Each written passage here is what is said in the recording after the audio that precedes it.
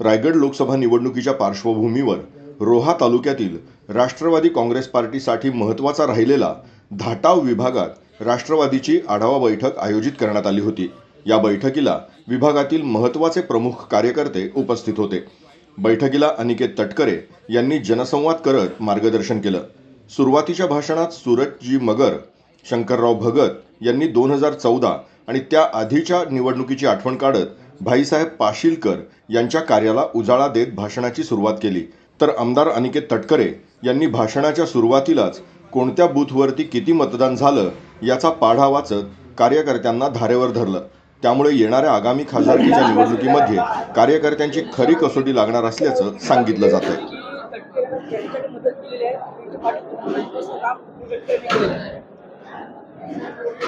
आज धाटाव विभागातील माझे सर्व प्रमुख नेते मंडळांच्या कार्यकर्त्यांची आज बैठक इथे आयोजित करण्यात आली आणि ज्या सभागृहामध्ये गीते साहेबांनी तालुक्याची बैठक घेतली त्या सभागृहामध्ये आम्ही फक्त 10 बूथची बैठक घेतली आणि किती संख्या होती ते आपण पाहिली।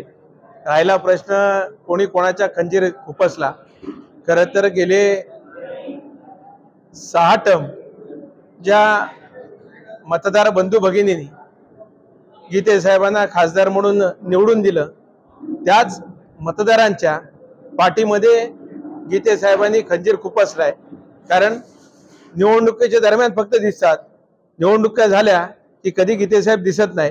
त्यामुळे तटकरे साहेबांनी कोणाच्या पाठीत खंजीर खुपसला याच्यापेक्षा गीते साहेबांनी ज्या मतदार बंधू भगिनींनी त्यांना 6 वेळा विश्वासाने या मतदारसंघात निवडून दिलं त्यांच्या पाठीत खंजीर खुपसला असं मी ठामपणे सांगतो। हे सुद्धा म्हटले की खासदारकीसाठी माझ्यासाठी वातावरण पोषक आहे, पण ईव्हीएम मशीन संदर्भात त्यांनी यावेळेला प्रश्न उपस्थित केला। आता 2014 साली याच ईव्हीएम मधनं निवडून आले ना, 2009 साली सुद्धा ह्याच ईव्हीएम मध्ये निवडून आले। मग 19 मध्ये जे काही मतं पडली, मग हा मतदारांचा अपमान नाही का? ज्या मतदारांनी तुम्हाला इतक्या मोठ्या प्रमाणावर मतदान केलं आणि आता ईव्हीएमला आपण दोष देत असाल तर त्याच्या बाबतीत त्यांना लखलाभ लावू। माझी चौकात मोठी सभा होणार आहे असं सुद्धा यावेळी त्यांनी म्हटलंय की त्यांच्या होम पिच नाही, हा आपलाच होम पिच आहे असं सुद्धा यावेळी भेटी करत। आता हे होम पिच कोणाचं आहे? दिल्ली बी दूर नाही, 4 जूनला जेव्हा पेट्या फुटतील तेव्हा हे कोणाचं होम पिच आहे हे आपल्या सर्वांना कळेल।